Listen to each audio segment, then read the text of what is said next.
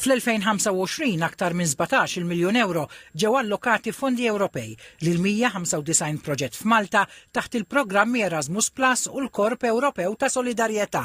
Il-Koordinatur Nazzjonali tal-Aġenzija tal-Programmi tal-Unjoni Ewropea Rejf il-Xerri enfasizza fuq l-importanza li l-fondi Ewropej ikomplu jiġu użati b'mod effiċjenti biex iħallu impatt reali fuq il-komunità edukattiva u s-soċjetà b'mod inġenerali. L-Aġenzija għall-Fondi u l-Programmi llum qed tiċċelebra il-selezzjoni ta' 195 proġett iffinanzjati mill-programm Erasmus u European Solidarity Corps li bejniethom ammontaw għal fuq minn 17 miljun euro f'investiment f'diversi proġetti fl-għalliema tagħna, l-istudenti tagħna f'min qed jaħdem f'min qed ifittex ix-xogħol, persuni b'diżabilità u anke fis-settur tal-isport. Il-Ministru għall-Fondi Ewropej u l-implementazzjoni tal-programm elettorali Stefan Zrinzo Azzopardi faħħar il-prestazzjoni b'saħħitha ta' Malta fl-assorbiment tal-Fondi Ewropej.